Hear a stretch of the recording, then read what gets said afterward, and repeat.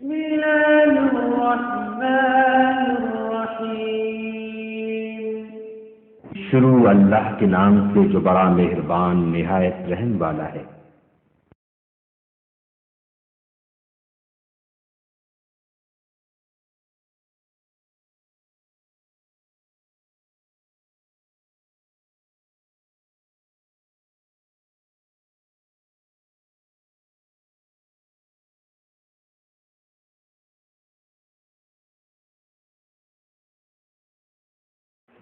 أما بعد أعوذ بالله السميع العليم من الشيطان الرجيم بسم الله الرحمن الرحيم إنا نحن نزلنا الذكر وإنا له لحافظون. یہ بڑی مشہور آیت پڑھی ہے جس میں اللہ تعالیٰ نے ارشاد فرمایا کہ ذکر کو ہم نے نازل کیا ہے اور ہم ہی اس کی حفاظت کرنے. اللہ تعالیٰ نے ذکر کی حفاظت کا ذمہ دیا. انا نحن نزلنا الذکر وانا له لحافظون. ذکر ہم نے نازل کیا ہے اور اس ذکر کی حفاظت بھی ہم ہی کرنے. اس آیت سے ایک چیز واضح ہو گئی کہ اللہ رب العالمین اپنے اس نازل کردہ ذکر کی حفاظت کی ذمہ داری لے. اللہ تعالیٰ کے نازل کیے ہوئے ذکر میں کوئی تبدیلی قیامت تک نہیں لا سکتا، نہ اس کو کوئی بگاڑ سکتا. ایک پہلی چیز ثابت ہوئی انا نحن نزلنا الذکر وانا له لحافظون. ایک چیز کی ثابت. دوسری، قرآن سے پہلے جتنی آسمانی کتابیں اللہ نے ذکر سے نازل کیا تھا ان کی حفاظت کی ذمہ داری اللہ تعالیٰ نے ان کے علماء اور امت کے اوپر ڈال دی. جیسے قرآن پاک میں واضح ہے اللہ رب العالمین نے یہود نصارہ سے تورات اور انجیل کی حفاظت کا عہد کیا کہ تم اس کی حفاظت کرو. لیکن قرآن چونکہ آخری آسمانی کتاب ہے اور قیامت تک آنے والے لوگوں کے لیے یہی ایک ہدایت والی آسمانی کتاب قرآن ہے، وہ ذکر ہے اور آخری نبی نہیں ہے. رسول اللہ صلی اللہ علیہ وسلم کے بعد اب نہ کوئی کتاب آنے والی ہے اور نہ کوئی نبی ہے، اور قیامت تک آنے والے لوگوں کے لیے اسی کتاب اور اسی نبی کی پیروی کرنا ہے. اب اگر اللہ تعالیٰ سوچنے کی تھی، اب اگر اللہ تعالیٰ اس کتاب کی حفاظت چھوڑ دیتا، نبی کی حفاظت چھوڑ دیتا، جیسے یہود و نصارہ نے تورات کے اندر تبدیلی کر ڈالی اس قرآن کے اندر تبدیلی کر ڈالتے، یا یہود نصارہ کے ہاں جو انبیاء کا پوزیشن، انبیاء کا مقام تھا، جیسے انہوں نے اس کو ختم کر دیا، یہ امت بھی اس کو تبدیل کر ڈالتی. عیسائیوں نے حضرت عیسیٰ کو اللہ کا بیٹا، یہودیوں نے حضرت، یعنی رسول کی حقیقت ہی ان کے یہاں باقی نہ رہ گئی. اگر اللہ تعالی قیامت تک آنے والے مسلمانوں کے لیے یہی اپنی کتاب اور محمد صلی اللہ علیہ وسلم اپنے رسول کو بھیجا، اگر یہ دونوں جیسے اللہ نے نازل کیا اگر قیامت تک اسی حالت میں باقی نہ رکھتا اور درمیان میں کہیں تبدیلی آ جاتی تو بعد میں آنے والوں کے لیے ہدایت کا کیا سامان تھا؟ کوئی آگے ہدایت کا راستہ تھا ہی. چنانچہ آپ تجربہ کر لیں، آج اگر کوئی دنیا کا بڑا سے بڑا عالمی تورات اور موسیٰ کے معاملے کو رکھ کر کے حق بات معلوم کرنا چاہے، حقیقت نہیں پہنچ سکتا. کیوں؟ موسیٰ کی تعلیمات اور موسیٰ کی رسالت بھی یہودیوں نے بگاڑ دی اور اللہ تعالیٰ کی کتاب دی. یہی معاملہ حضرت عیسیٰ علیہ السلام کے ساتھ عیسائیوں نے کیا ہے. آج حضرت عیسیٰ علیہ السلام کی تعلیمات محفوظ ہیں. کسی بھی تعلیم کے بارے میں نہیں گارنٹی صاحب کا جہاں تک واقعی ہے حضرت عیسیٰ کا فرمان ہے، حضرت موسیٰ کا فرمان ہے. اگر ایسے ہی کیوں ان کی آئے محفوظ نہیں ہے؟ اگر یہی معاملہ تورات، قرآن اور محمد صلی اللہ علیہ وسلم کے ساتھ اللہ تعالیٰ کا ہوتا، پھر بعد میں آنے والے چند صدیوں جانے کی بات اسلام کی، قرآن کی اور اپنے رسول کی حقیقت معلوم کرنا بالکل ناممکن ہو جاتا. پھر یہ بعد میں آنے والے لوگوں کے ساتھ ناانصافی ہوتی کہ ان کے سامنے ہدایت کا کوئی سرمایہ نہیں تھا. پھر کیسے ہدایت پر قائم رہتے ہو یا ایمان لاتے؟ یہ بڑا اہم نقطہ ہے، اس کو سمجھے پہلے. اسی لیے اللہ تعالیٰ نے کتاب جو چیز نازل کیا اس کی حفاظت کی ذمہ داری خود ہے. آگے بات تو ہے. دوسری چیز اب یہ غور کرنا ہے کہ اللہ تعالیٰ نے اوپر سے نازل کیا کیا. عام طور پر ایک چیز تھوڑا نازل کیا، اوپر سے اللہ نے نازل کیا کیا. پہلے تو بات واضح ہو گئی کہ اللہ نے ذکر کو محفوظ رکھا، اور اسلام مکمل نہیں ہوتا جب تک کہ لا الہ الا اللہ کے ساتھ محمد ہوگا. جب تک ان دونوں کی کتاب اللہ اور نبی کی ساتھ کی حقیقت کیا ہے اور آپ کی جو تعلیمات تھی قرآن کی تشریح، ان کو جب تک باقی رکھ ہے بعد میں آنے والے لوگوں کو جو بڑی پریشانی ہے. پہلی چیز میں اللہ نے حفاظت کر لیا کس کی؟ ذکر. اب دیکھا جائے اللہ نے جو نازل کیا ہے وہ کیا چیز ہے، تو اس سلسلے میں سورۃ النساء آیت نمبر 113، سورۃ النساء آیت نمبر 113، وَأَنزَلَ اللَّهُ عَلَيْكَ الْكِتَابَ وَالْحِكْمَةَ وَأَنزَلَ اللَّهُ عَلَيْكَ الْكِتَابَ وَالْحِكْمَةَ وَعَلَّمَكَ مَا لَمْ تَكُنْ تَعْلَمْ وَكَانَ فَضْلُ اللَّهِ عَلَيْكَ عَظِيمًا.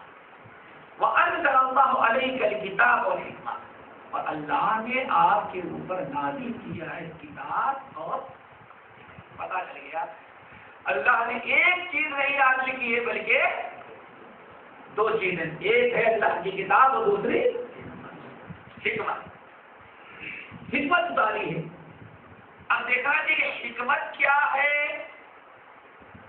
حکمت کیا ہے. حکمت کے بارے میں اگر سوچے نہیں یہ دین کا فہم ہے. کیا دین کا فہم ہے؟ نہیں. حکمت جو ہے قرآن ہی جیسی کوئی چیز ہے جس کے پڑھنے پڑھانے کا حکم دیا گیا. قرآن کی طرح حکمت بھی کوئی ایک ایسی چیز ہے جس کو پڑھنا پڑھانا سیکھنا اور سکھایا جائے. پڑھنے پڑھانے سیکھنے سکھانے والی چیز ہو. ابھی بات سمجھے.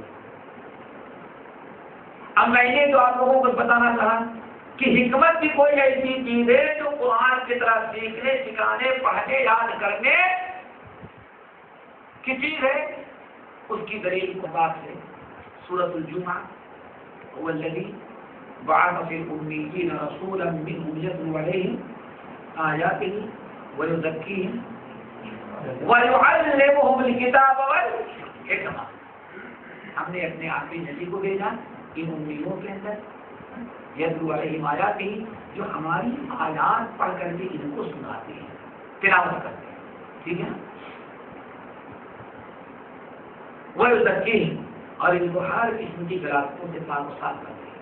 وَيُعَلِّمُهُمُ الْكِتَابَ وَالْحِكْمَةَ، اور ان لوگوں کو ہمارے نبی سکھاتے ہیں، تعلیم دیتے ہیں کتاب کی اور حکمت کی.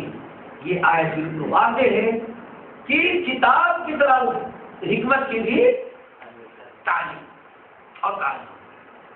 اسی لیے امت کو جس طرح سے کتاب کی تلاوت اور کتاب اللہ کے پڑھنے کا حکم دیا گیا اور یاد رکھنے کا، ایسے ہی اللہ تعالیٰ نے حکمت کے بھی یاد کرنے ذکر کرنے کا حکم دیا. سورہ احزاب وَاذْكُرْنَ مَا يُتْلَىٰ فِي بُيُوتِكُنَّ مِنْ آيَاتِ اللَّهِ وَالْحِكْمَةِ. اے ازواج مطہرات اپنے گھروں میں گڑی رہو اور تمہارے گھروں میں وَاذْكُرْنَ مَا يُتْلَىٰ وَاذْكُرْنَ مَا يُتْلَىٰ فِي بُيُوتِكُنَّ وَاذْكُرْنَ مَا يُتْلَىٰ فِي بُيُوتِكُنَّ مِنْ آيَاتِ من آیت لیول ایک ابھی پڑھ کے سنا ہوگا. دیکھیں یہ سورہ احزاب اللہ رب العالمین نے فرمایا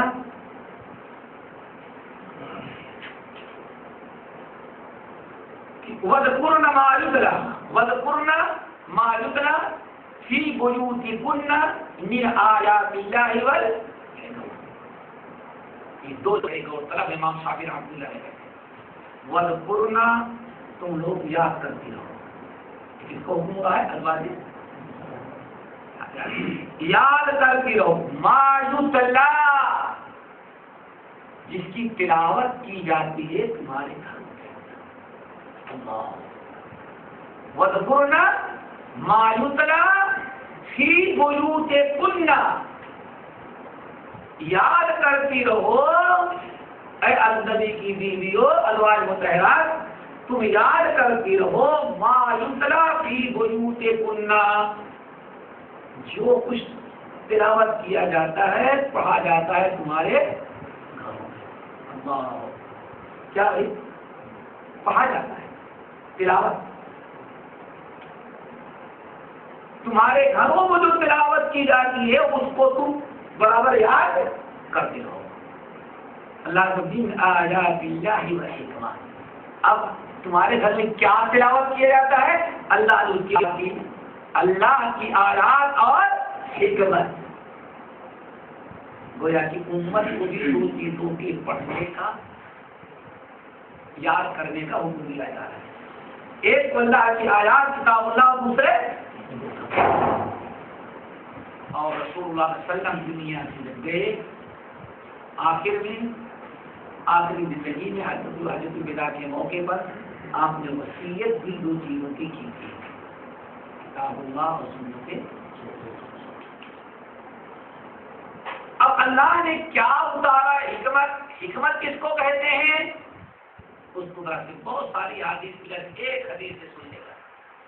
آپ ارشاد فرماتے ہیں اے لوگوں الا انی اوتیت القرآن ومثلہ معہ. اے لوگوں اچھی طرح سے یاد رکھو اللہ نے مجھ کو دو قرآن دیا قرآن ہی جیسی ایک چیز اور دی. الا سن لو انی اوتیت القرآن قرآن مجھے دیا گیا ومثلہ معہ اور قرآن ہی جیسی ایک چیز ہم کو اور دیا ہے. وہ کیا ہے اللہ کے نبی کا فرمان جس کو کیا کہتے ہیں. کیوں آپ نے آگے ارشاد فرمایا خبردار لا الفین احدکم تم نے کسی انسان کو ایسا نہ پاؤ جو ٹانگ پر ٹانگ رکھ کر کے بیٹھا ہو اور اس کے پاس کوئی آدمی آئے اور کہے کہ رسول اللہ نے یہ فرمایا تو بیٹھنے والا آدمی نہیں ہم نے اللہ کی کتاب کو پڑھا جو تم بیان اللہ رسول نے بیان فرمایا ہم نے قرآن میں نہیں پایا ما وجدنا ہو جو قرآن میں ہم نے پایا اسی کی اتباع کرتے ہیں جو تم بیان کرو کیا گارنٹی کے نبی نے کہا ہے بس اس لیے خبردار ہم تو اس کی بات مانتے ہیں. کیوں کیا گارنٹی ہے چاہے رسول کا فرمان ہو اس کی تو گارنٹی ہے. جب ہم نے اس کی بات واضح کر دیا کہ اللہ نے گارنٹی قرآن کی مل کے ذکر کی دیا ہے جو ہم نے نازل کیا ہے اس کا مطلب اللہ تعالیٰ جو کچھ نازل کیا ہے اس پر اس کی حفاظت کرے گا. اور نازل ایک کو نہیں کیا بلکہ دو کیا. اسی لیے نبی علیہ الصلوۃ والسلام کے زمانے میں صحابہ کرام نے جس طرح سے قرآن لکھا کرتے تھے قرآن جمع کرتے تھے نبی علیہ السلام نے اجازت دیا اور حکم دیا، صحابہ کرام نے باقاعدہ آپ کا فرمان حدیث سے بھی لکھ کر کے اکٹھا کر دیا۔ ابو بکر رضی اللہ تعالیٰ عنہ نے لکھا، ایک کتاب انہوں نے اپنے لیے مرتب کر رکھی جس میں 500 حدیثیں، کتنی؟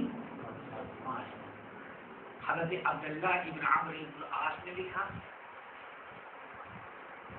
سب کچھ کسی کی بخاری کی روایت ہے۔ حضرت عبداللہ ابن زبیر بن العوام رضی اللہ تعالیٰ عنہ نے لکھا، الحمدللہ اس قدر حدیثیں لکھی کہ نیچے رہتے تو اوپر والا مکان پورا ان کا حدیث کی لائبریری تھا، اور جب مدینے سے کہیں منتقل ہونے لگے تو اونٹوں پر لاد کر کے اپنی حدیث کی، اس کا مطلب یہ ہے کہ نبی علیہ السلام کے زمانے ہی سے لوگوں نے حدیثوں کو لکھ کر کے محفوظ رکھنا شروع کر دیا۔ صحابہ نے لکھا تو تابعین نے لکھا، یہاں تک کہ حضرت عمر بن عبد العزیز رحمۃ اللہ علیہ کا جب زمانہ آیا، امام بخاری رحمۃ اللہ علیہ کہتے ہیں بڑی پیاری بات ہے، علماء کے ہاں حضرت عمر بن عبد العزیز کا لقب استاد العلماء ہے، خلیفہ ہونے کی وجہ کیا ہے؟ استاد العلماء۔ حضرت عمر بن عبد العزیز رحمۃ اللہ علیہ کو اللہ تعالیٰ نے سوچو کس قدر اللہ تعالیٰ حفاظت کرتا ہے۔ عمر بن عبد العزیز رحمۃ اللہ علیہ کی دل میں اللہ نے ڈالا، خلیفہ تھے، جتنے جہاں جہاں اسلام پھیل چکا تھا، جہاں جہاں مسلمان تھے، ہر مسلمان کے گورنر کے پاس ایک لیٹر لکھ کر کے بھیجا، سرکاری فرمان باقاعدہ سے مہر کے ساتھ۔ کیا بھیجا بھائی؟ کیا بھیجا؟ باقاعدہ سے مہر کے ساتھ بھیجا۔ کیا بھیجا؟ بھیجا یہ کہ ہر علاقے میں ہر علاقے کے گورنر کو لکھ کے بھیجا کہ فإنی خفت دروس العلم، مجھے ڈر لگا ہے کہیں ایسا نہ ہو حدیث کا علم ہے لوگ بے توجہی کریں اور اٹھ جائیں، اس لیے ہر گورنر کے پاس لکھا کہ اب جتنے علماء اور محدثین ہیں ان میں بڑے بڑے لوگوں کو اپنے اپنے شہر کے تمام حدیث یاد رکھنے والوں کی حدیثوں کو ایک جگہ لکھ کر کے اللہ، یہ سب سے پہلے اس دنیا میں کس نے شروع کیا؟ حدیثیں لکھتے تھے، لیکن باقاعدہ سرکاری طور پر خلیفۃ المسلمین عمر بن عبد العزیز رحمۃ اللہ علیہ، مدینے کا، مکے کا، کوفہ کا، بصرہ کا، یمن کا، جتنے علاقے تھے عمر بن عبد العزیز رحمۃ اللہ علیہ نے ہر علاقے کے علماء جو بڑے بڑے تھے ان کا بیت المال سے وظیفہ مقرر کیا اور کہا 24 گھنٹے کوشش کر کے جتنی جلدی ہو قرآن جتنے لوگوں نے حدیثیں یاد رکھی ہے نبی علیہ السلام کی سب کو لکھ کر کے جمع کر دو۔ اس طرح سے ہر صوبے اور ہر گاؤں ہر شہر کی حدیثوں کو کیا کیا گیا؟ لکھ لیا گیا اور لکھ کر کے کتاب کی شکل میں ایسی ترتیب نہیں تھی، سن کر کے حدیثیں لکھ کر کے ایک کتاب کے اندر محفوظ کر دیا۔ اس طرح سے حدیثوں کا ذخیرہ اب صرف زبانی نہیں بلکہ قلم پر تحریری شکل میں لوگ کیا تعصب دینا چاہتے ہیں؟ بخاری اور مسلم سے پہلے حدیثیں لکھی ہی نہیں گئی تھی، 3 سال کے بعد پتہ نہیں کتنی غلطیاں ہو گئی۔ جب عمر بن عبد العزیز رحمۃ اللہ علیہ نے کے حکم سے تمام علاقوں کی حدیثیں لکھ کر کے تیار کر لی گئی، مرتب کر لی گئی، حدیثیں قلم بند ہو گئی، کتاب کی شکل میں آ گئی۔ اس کے بعد یہاں سے ایک چیز اور رکھ لیں، ایک چیز اور دھیان نشی کر لیں، عمر بن عبد العزیز رحمۃ اللہ علیہ نے سب سے پہلے علماء جو یہ کام کرنے والے تھے ان کے لیے وظیفہ مقرر کر دیا، اور مقصد کیا تھا؟ تنخواہ دی، وظیفہ اسے مقرر کیا کہ یہ بالکل گھر سے آزاد ہو کر کے احادیث نبویہ کے جمع کرنے میں جتنی جلدی ہو وہ وظیفہ مقرر، اور اس وقت پورے امت کے علماء نے اس بات پر اتفاق کر لیا۔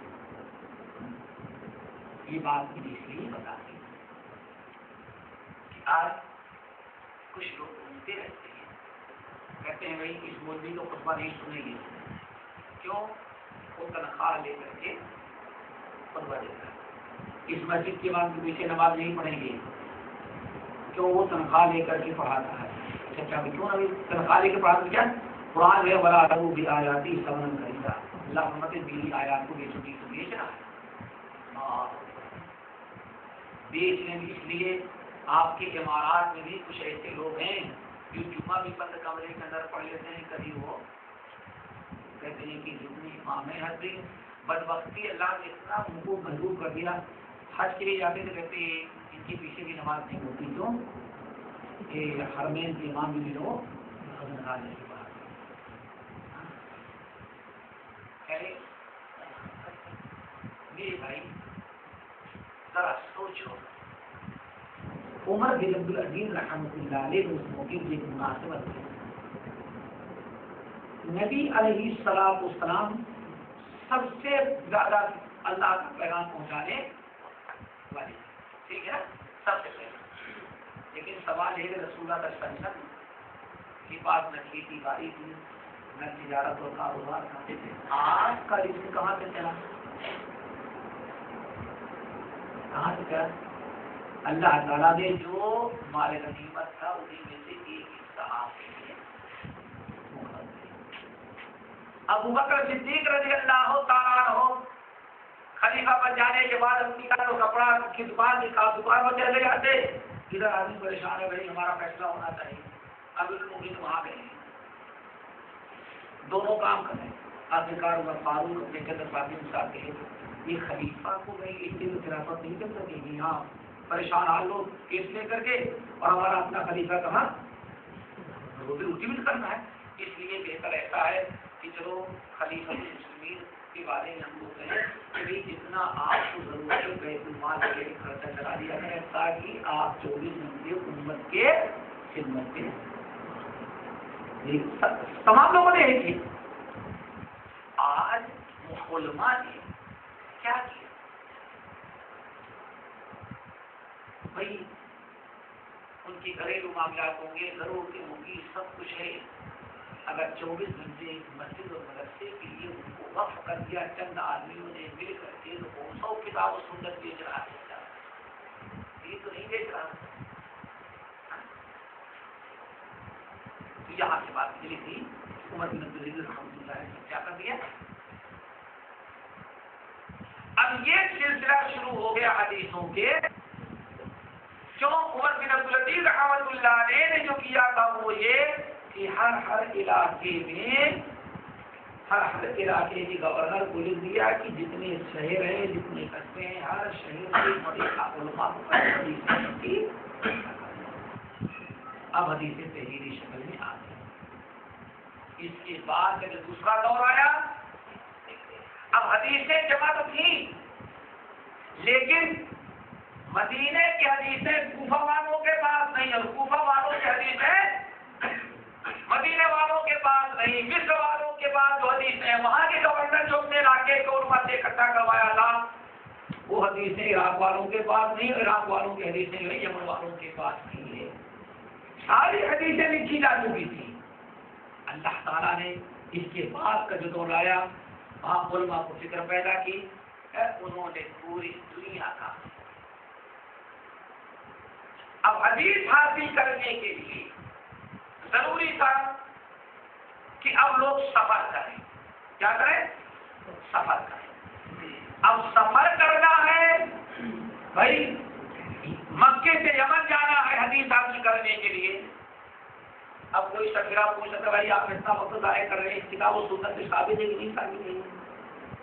اس کو رحلہ کہتے، کیا رحلہ؟ مدینے کا آدمی ہے، وہ چلا جا رہا ہے بیچارہ یمن تک، کہاں جا رہا ہے بھائی؟ یمن جا رہا ہے، کیا حدیث حاصل کرنے کے لیے وہاں کے علماء نے جو حدیثیں نوٹ کی جا کر وہاں علماء سے حدیثیں پڑھ کر کے لکھ کر کے لائیں گے. اس لیے اب محدثین نے کہا کہ ہاں ہمارے پاس اس کی بہت ساری دلیلیں ہیں. حدیثیں اکٹھا جو قرآن کر رہے ہیں ہم سفر کریں حدیث کا اس کی دلیل ہے. یہاں تک کہ سمندری سفر اس وقت کتنا نقصان دہ تھا. محدثین نے وہ دلیل بھی فراہم کیے جس کی وجہ سے یہ ثابت کرنا چاہا کہ نبی کرم کی حدیث اگر 7 سمندر پار کسی عالم کے پاس ہے تو دوسرے علاقے کو علماء کے لیے ضروری ہے کہ سمندر پار کر کے جائے اس کے حدیثیں نوٹ کر کے لائیں. یہ علماء کی قربانیاں تھیں, علماء کا اخلاص تھا, لیکن اس کو تنقید کا اشارہ بنایا گیا. چنانچہ امام بخاری رحمۃ اللہ علیہ اور دیگر اہل علم خاص اور امام بخاری نے اپنے صحیح کے اندر ثابت کیا کہ حدیث اور علم حاصل کرنے کے لیے نبی کی سنتوں کو جمع کرنے کے لیے دریائی اور سمندری سفر بھی کرنے کی نوبت آئے تو جائے, اور علماء نے عمل کیا. امام بخاری نے دلیل کہا کہ قرآن کی حضرت موسیٰ علیہ السلام تقریر کر رہے تھے, کسی چیز بیان کر رہے تھے, سننے والوں میں سے ایک شخص کو بڑا مزہ آیا. ان کی بات موسیٰ علیہ السلام بات ختم کر کے فارغ ہوئی. دوسرے نے پوچھا کہ موسیٰ اس آپ سے بڑا کوئی ہے, آپ نے بڑا اچھا بیان دیا, بڑا اچھا بات کہا, آپ سے بڑا بھی شوقی تھا. حضرت موسیٰ نے کہا کہ میں نہیں, مجھ سے بڑا کوئی ہوگا. موسیٰ علیہ السلام سے بڑا کوئی عالم, نبی سے بڑا عالم تو اللہ نے فرمایا ہاں آپ سے بڑا بھی ایک عالم ہے, ایک بندہ ہے, میں نے اس کو کوئی تم کو نہیں دیا ہے. فَسَأَلَ مُوسَىٰ موسیٰ علیہ السلام اللہ تعالیٰ بتا دے وہ کہاں ہے تاکہ میں جان اس سے علم حاصل کر لوں. امام بخاری کی ذہانت تھی, امام بخاری کی یہ ذہانت تھی. اس لیے کہا جاتا ہے کہ امام بخاری نے حدیث سے مسئلہ ایسا نکالا کہ آج امت پریشان ہے کہ یہ باریکی کس لفظ سے یہ مسئلہ اس حدیث سے کس لفظ سے نکالا, یہی پریشان. امام بخاری نے ثابت کیا کہ موسیٰ کلیم اللہ نے دعا مانگی, اللہ تعالیٰ بتا دے وہ آدمی کہاں, اللہ نے فرمایا یہاں تو نہیں ہے. وہ ملے گا کہاں؟ مجمع البحرین, ایک دریا جو ایک جگہ ہے جہاں دو دریا آ کے ملتے ہیں, وہی خشکی میں آدمی بیٹھا ملے گا. اللہ تعالیٰ کیسے پہنچ جاؤ وہاں تک؟ اللہ نے فرمایا ایک تلی ہوئی مچھلی لے لو, یہ مچھلی جہاں غائب ہو جائے گی سمجھ جانا وہی ہے. صاحب دے لیے چلے جا رہے ہیں. ایک جگہ چلتے چلتے پھنس گئے تو کہیں پانی تھا. وہ اور ان کا غلام تھا, غلام کو تو چھوڑ دیا جگ رہا ہے اور اپنا سو رہے. دریا کے کنارے ہی تھا. وہ مچھلی چلی ہوئی, پتہ نہیں دریا کے پانی کا اثر پائی اور کیا کرتے ناشتے ڈال دیں گے کیا کرتے ہیں جس میں کھا رہے ہیں جیسے اچھل رہی ہو ایسے صاف ستھرا کرتے ہوئے تو کوئی میزائل جائے تو دیکھ لیا, لیکن سوچا آقا سو گئے ہیں جانے نبی اس کو ٹھکائے گی جیسے کچھ ساری جو مچھلی تو نکال نہیں سکے. سو گئے. جب سو کر کے موسیٰ کلیم اللہ اٹھے تو بیچارہ بتانا بول گئے. چلے جا رہے ابھی خشکی کا سفر کرتے ہوئے چلتے چلے تھکے تو موسیٰ کلیم اللہ نے کہا آتنا غداءنا لقد لقینا من سفرنا ھذا نصبا. اللہ نے مجھے ناشتہ نکالو ذرا کھانا کھائیں, اس سفر میں تو بہت تھکا دیا. جب کھانا مانگا مچھلی مانگی, کھانے کے لیے وہی فرائی کی مچھلی تھی. آپ غلام نے کہا آقا شیطان نے بلا دیا, وہ جہاں آپ سوئے تھے وہی مچھلی اٹھی اڑی اور جا کے سمندر میں ایسے سوراخ کرتے ہی بالکل پہلے گھس گئی. موسیٰ کلیم اللہ نے کہا اللہ کے بندے وہی جگہ تھی, وہی تو تلاش تھا, وہی اسی جگہ تلاش تھی. پھر وہی نشانات قدم دیکھتی تھی کہ ایسا ہو ذرا سا فرق پڑ جائے تو جگہ نہیں پہنچے گی. پہنچے وہاں دیکھا کھیت بیٹھے اور بیٹھے ہیں. کتنا لمبا سفر تھی کس کا کیا اسی حدیث سے دونوں حدیث حاصل کرنے کے لیے جو سفر کرنا، خشکی اور سری دونوں، ابھی تک جو نکلے تھے کس کا سفر تھا؟ خشکی کا. اتنا لمبا سفر کیے اور خود کہتے ہیں آتنا غدانا لقد لقینا من سفرنا هذا. السلام علیکم. کون؟ موسیٰ ابن عمران. ارے تم کون موسیٰ ابن عمران؟ ہاں اللہ کے نبی ہیں. کہا کیا ہوا؟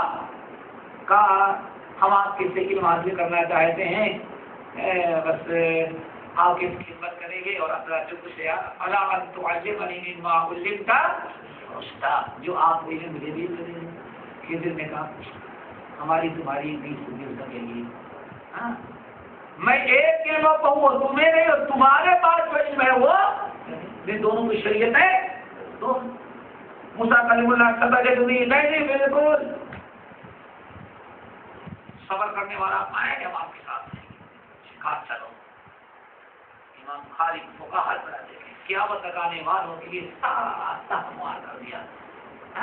اسی دن آسان کیا سفر کو، اسی شوق میں طے کیا پہرو پر کو. علامہ علی کہتے ہیں گرے ہوئے کجورا علم نبی کا لگایا پتا جس میں ہر مبتدی کا، اسی دن میں آسان کیا ہر سفر کو، اسی شوق میں طے کیا پہرو بھر کو.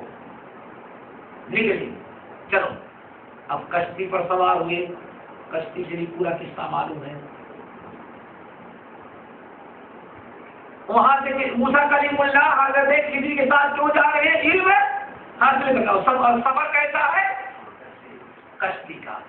امام بخاری رحمۃ اللہ علیہ نے اور دیگر اہل علم نے ثابت کیا کہ دیکھو موسیٰ کلیم اللہ علم حاصل کرنے کے لیے دوسرے نبی کے پاس گئے تو اتنا لمبا سفر کیا. سفر بھی کیسا؟ خشکی اور تری. پھر امام بخاری رحمۃ اللہ علیہ اور دیگر اہل علم میں دوسری دلیل کیا تھی؟ جریر رضی اللہ تعالیٰ عنہ، جابر رضی اللہ تعالیٰ جانتے ہیں مسجد نبوی مدینے سے گزر رہے تھے. کسی نے حدیث بیان کی، حدیث صاحب نے بیان کی، ہاں تو سنا یہ حدیث محمد بن مسلمہ ہے، انہوں نے بیان کیا. رضی اللہ اکبر. گئے ایک اونٹ خریدا، سفر تیار کیا اور پورا 1 مہینے کا سفر طے کر کے صرف ایک حدیث حاصل کرنے کے لیے کہاں گئے؟ یہ دلائل محدثین نے فراہم کیا کیا حدیث حاصل کرنے کے لیے سفر کرنا پڑا. اسی لیے اب محدثین چاروں طرف سے لوگ. اب انہوں نے کیا کیا؟ بلکہ محدث بننے کے لیے عالم بننے کے لیے علماء کے یہاں تقریباً یہ شرط قرار پائی کہ یہاں وہ اپنے گھر اور شہر سے نکلے اور کیا کرے؟ وہ سفر کرے. ایک شہر میں رہ کر کے ساری حدیثوں میں اکٹھا نہیں کرنا. الحمدللہ نکلے. اس میں امام بخاری اور مسلم سے پہلے بہت سارے لوگ چلتے رہے، یہاں تک کہ ایک مرتبہ امام سفیان ثوری رحمۃ اللہ علیہ نے حدیث بیان کیا. دیکھو بہت پہلے بخاری مسلم میں کوئی نیا کام نہیں کیا، محنت بہت کیا، لیکن کیا وہ جو ان سے پہلے امت کر چکی تھی حدیثوں کے اکٹھا کر. اور سارے چور دروازے انہوں نے بند کر دیے کہ ہاں حدیث کیا کوئی گڑبڑی نہ پایا. ایسی نکیل لگا دیتے تھے کہ آدمی آگے نہ بڑھ سکے. یہاں تک کہ سفیان ثوری رحمۃ اللہ علیہ نے امام بخاری رحمۃ اللہ علیہ وغیرہ نقل کرتے ہیں ایک دن اپنے شاگردوں کو حدیث بیان کی. اس سے اندازہ لگائے کہ کتنی محنت ہوتی ہے حدیث بیان کرنے کے لیے. حدیث بیان کی. کیا بیان کی؟ آپ کے ارشاد میں 3 قسم کے آدمی ہیں جن کو اللہ تعالیٰ ڈبل اجر دیتا ہے. کتنے؟ ڈبل اجر دیتا ہے. کیا اور فرمایا نمبر 1 وہ اہل کتابی یہودی یا عیسائی جو اپنے نبی اور آسمانی کتاب پر ایمان رکھتا ہو، اللہ نے ہم کو نبی بنایا تو ہمارے اوپر ایمان لایا. یہ جواب. نمبر 2، وہ انسان غلام جو کسی کا غلام ہے، اپنا ایسا سیٹ کر رکھا ہے کہ اللہ کا بھی ادا کر لیتا ہے اور اپنے آقا کی ضرورت ہے، اللہ کی کہا کہ نماز ہے، یہ ہے وہ ہے، اس کا وہ بیچارہ اپنے ٹائم سیٹ کر رکھا ہے آخری کام کو کہ آقا تو کبھی کام کر لیتا ہے اور کبھی آقا کے کام کے لیے زبان بھی چھوڑنے کی ضرورت نہیں، ایسا اس میں ہے. نمبر 3، وہ انسان جس کے پاس کوئی باندھی، کیا باندھی، اس نے باندھی کو تعلیم دیا، پڑھایا، اچھا ادب سکھلایا اور اچھی تعلیم دی، پھر اس باندھی کو آزاد کر کے اس کو اپنی شادی کر کے اپنی بیوی بنا دیا. ابھی بات سمجھ گئے؟ حدیث سن لیا. یہ حدیث جب سفیان ثوری رحمۃ اللہ نے بیان کیا، کہا یہ لو لے جاؤ، مزے میں لے کے چلے جاؤ. اللہ کی قسم ایک حدیث کو حاصل کرنے کے لیے ہم کو 3 مہینے کا سفر کرنا پڑتا تھا. لے جاؤ یا پھر حدیث سمجھے سن لو. اللہ کی قسم ہے، ایک حدیث حاصل کرنے کے لیے ہم کو کتنے سفر طے کرنا پڑتا تھا؟ 3 مہینے کا پیدل سفر ہم طے کرتے تھے. اتنی محنت اور مشقت کے بعد حدیث پھر صحابہ کرام نے اس کی بڑی رغبت بھی آئی. حضرت علی رضی اللہ عنہ نے تذاکروا الحدیث، اے لوگوں جسے قرآن کی تلاوت کرتے ہو، قرآن کا درس دیتے ہو، تذاکروا الحدیث، ایسے حدیث کا مذاکرہ نہیں کیا کرو. کہیں ایسا نہ ہو حدیث کا مذاکرہ نہ کرو تو حدیث تمہارے ذہنوں سے نکل جائے. حضرت عبداللہ بن مسعود کہتے لوگوں حدیث کا برابر مذاکرہ کیا کرو، چونکہ یہی تمہارا مذاکرہ پڑھنا پڑھانا حدیثوں کو زندہ رکھ لے. بھائی سارے صحابہ کوشش کر چکی ہیں، یہاں تک کہ حضرت عبداللہ بن عباس رضی اللہ تعالیٰ عنہ شگار صحابہ میں سے ہیں، ان کو حدیثیں جمع کرنے کی سب سے پہلے فکر لائی تھی. اللہ تعالیٰ آج ہمارے نوجوانوں کو بھی توفیق دیتے ہیں، وہ تو فکر ہے تھی. اتنا بڑا حدیثوں کا ذخیرہ، آج حدیث کی کتاب کا کوئی ایک صفحہ کھولیں آپ کو ایسا نہیں ملے گا جہاں عبداللہ بن عباس کی روایت نہ حدیث عربی بن عباس کا باطل اور سب سے چھوٹے ہے بھی شگار صحابہ سے. کیوں؟ کیسے کتنی ترقی کر رہی ہیں؟ کہتے ہیں ہم چند ساتھی تھے بیٹھ کر جس بچی میری نکیل کی تو تھا نہیں، کسی لکڑی مار کر کے اس کو گاڑ کر کے بال مارو، پھر اس کو اور پھر چند سال کے بعد گھٹنے بیکار ہو جانے، کسی کام کے نہ رہ جاؤ. یہ سارا کام تھا نہیں میرے بھائی. وہ کرتے کیا تھے لوگ؟ کبڈی کھیلتے تھے، جھا پٹک کرتے تھے، پہلوانی کرتے تھے، جس کو کافی دیکھ کر کے ذرا ڈرا کرتا تھا. اب تو سب ختم ہو جائے. تو اپنے چند ساتھیوں کے ساتھ کھیل رہے تھے. عبداللہ بن عباس چھوٹے سے کہیں دیکھیے عبداللہ بن عباس نے اپنے ساتھیوں سے کہا یار کتنی پیاری بات ہوتا، یہ نوجوانوں کے لیے عبرت اور تشریح کرتے تھے. دیکھو کہ اصحاب رسول مرتے جا رہے ہیں، مر جائیں گے، پتا نہیں کس صحابی نے کون سی حدیثیں سنی ہے، نہیں ایسا نہ ہو وہ مر گیا کبھی اس کے ساتھ چلے جائے. کبھی وہ سارے صحابہ کرام زندہ ہیں، چلو ایسا کرتے ہیں ہم لوگ مل کر کے دوڑ دھوپ کر کے کل سے کھیلنا بند، اب کھیلنا بند. یہ عالم بننے کا راستہ تھا. عبداللہ بن عباس کو جب دنیا میں جو اتنی عزت ملی یہ ان کی ابتدا تھی. کھیل کر کے کیا کرتے ہیں؟ کل سے کھیل بند کرتے ہیں اور سب لوگ مل کر کے چلتے ہیں. جہاں بھی کوئی صحابی مل جاتا ہے اس کے بعد بیٹھ کر کے نبی کی ساری حدیثیں ہم لوگ نوٹ کر لیتے ہیں.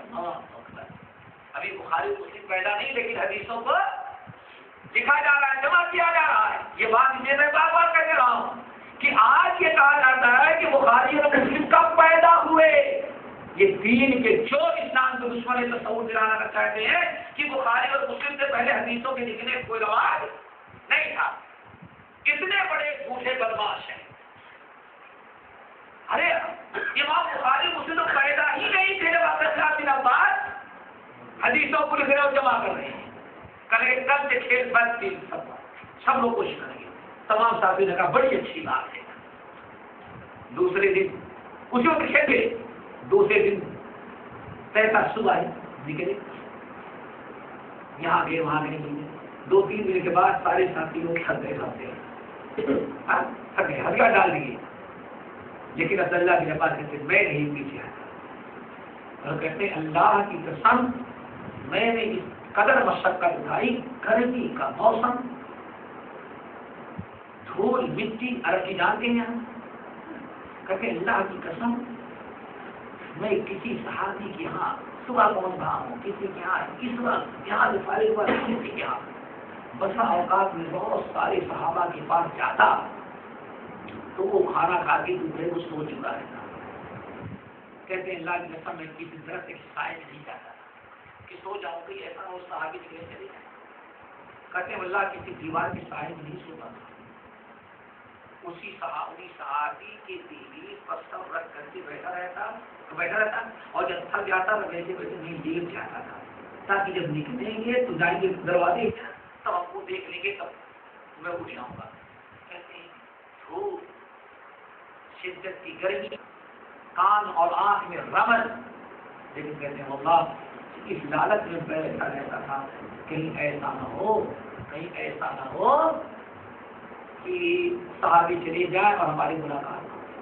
جب وہ صحابی دروازہ کھولتے ہم کو اس طرح سے غدارود پریشان دھوپ میں لے کر وہ دیتے ان کی آنکھ نکل جاتی.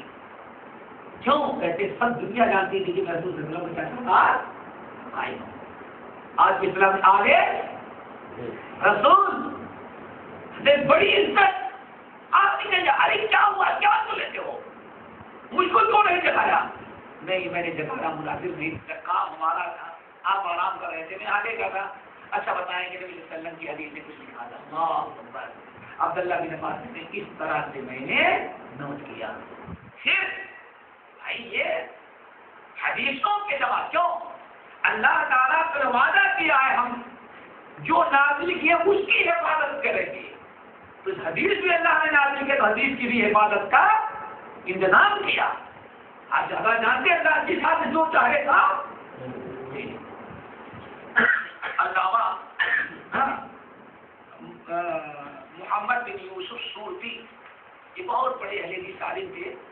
گجرات سورت کے سامرو قصبہ ہے. اللہ اکبر. بہت بڑے اپنے وقت کے ادیب تھے. اللہ اکبر.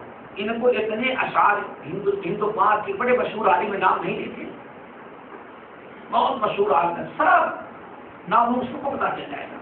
اور ایک مشہور عالم ہے, وہ کہتے ہیں کہ جب میں حدیث سے پڑھتا محدثین کے حالات اور سنتا کہ فلاں محدث نے کوئی اتنی حدیثیں یاد کی, فلاں کی, میں سوچتا تھا یہ انسان ہو کر کے اتنا کہاں یاد کر سکتا ہے.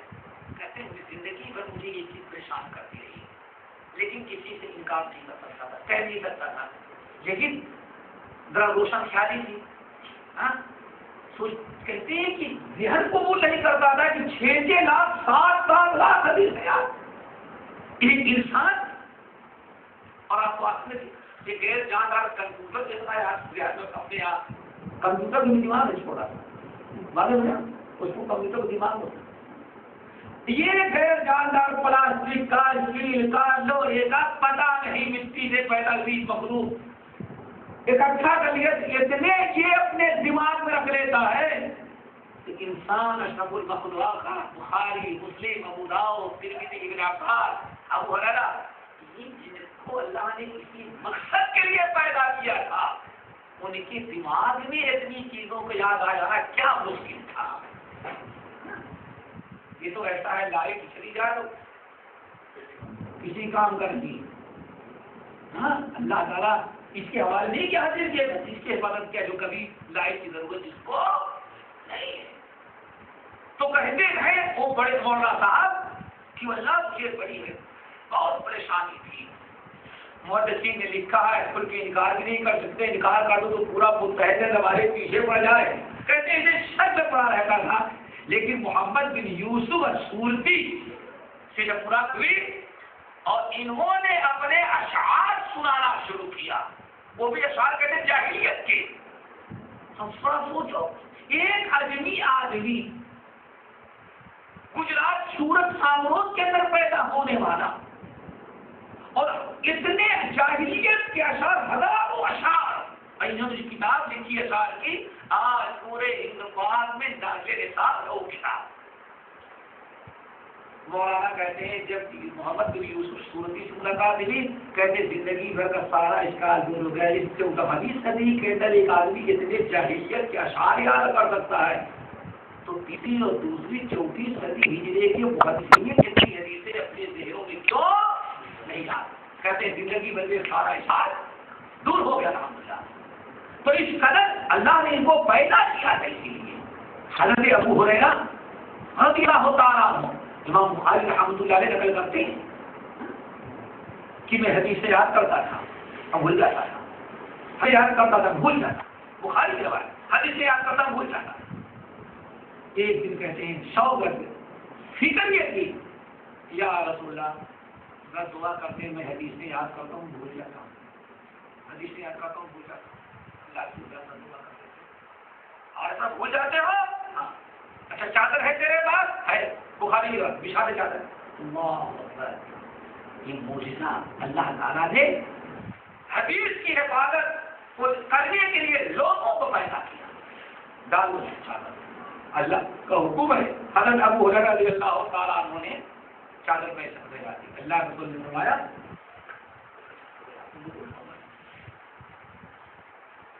لو یہ لو. سوچ نہیں سکتا کہ کوئی چیز نظر نہیں آ رہا، چادر بچھوایا، چادر بچھانے کے بعد پھر اس کے اندر ڈالا جائے گا. کہتے ہیں اللہ کو بچھا، تمہیں بچھا دیا 3 مرتبہ، لو لو لے جاؤ. سب میں اس چادر کو اپنے سینے سے لگا. اللہ اکبر. کہتے اٹھایا، رسول اللہ صلی اللہ علیہ وسلم کا حکم، چادر ہم نے اپنے سینے لگایا. کہا اللہ کی قسم اس دن سے ایک بات میں نے سن لی تو زندگی بھر بھولا ہی نہیں. اللہ تعالیٰ کو کام لینا تھا بھائی، اللہ تعالیٰ حدیث کی حفاظت کروا دی تھی. کہتے ہیں اس کے بعد سے الحمدللہ حدیث حاصل کرنے کے شوق اس قدر اللہ تعالیٰ نے ان سے خدمت لیا. کہتے ہیں اصحاب صفہ میں اسی چبوترے بیٹھا رہتا، 3 دن تک گزر جاتے تھے لیکن کھانا نہیں کھاتا تھا. اللہ نے صحت تندرستی دی تھی، اگر چاہتا تو میں بھی جا کے مزدوری کرتا، کاروبار کرتا، کھاتا کماتا. لیکن کہتے ہیں اللہ کی قسم میں نے سوچا کہ کھانے کمانے والے تو بہت ہیں، دکان کرنے والے بہت سارے لوگ ہیں، کھیتی باڑی والے بہت ہیں، یہ اللہ کے رسول کی حیثیت کی کون حفاظت کرے گا؟ سارے انسان وہاں چلے جاتے، لیکن کہتے ہیں میں وہیں بیٹھا رہتا تھا.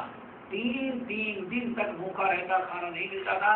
لیکن کہتے ہیں اللہ میں اس لیے نہیں جاتا تھا، کہیں اگر 1 گھنٹے کے لیے نکل جاتا بازار میں تو محنت مزدوری کر کے بیٹھا، لیکن نہیں جاتا.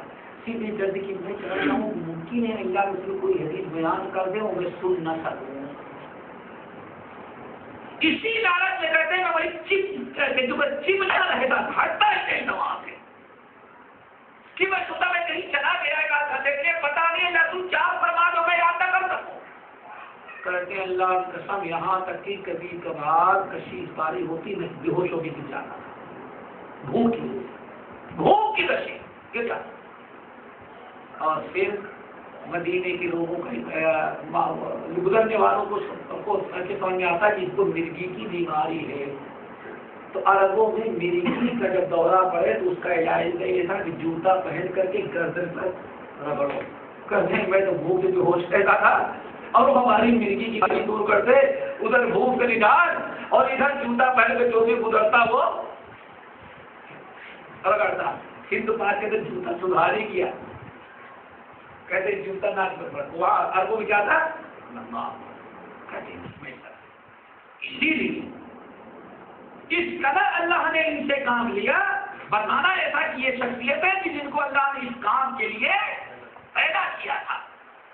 ایک دن کسی نے جا کر کے انہوں نے حدیث بیان کی، جا کر کے لوگوں سے کہا گیا بھائی ابو ہریرہ نے یہ حدیث بیان کی.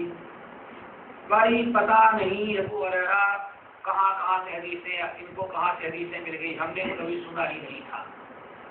اسے بات کیا لوگوں نے.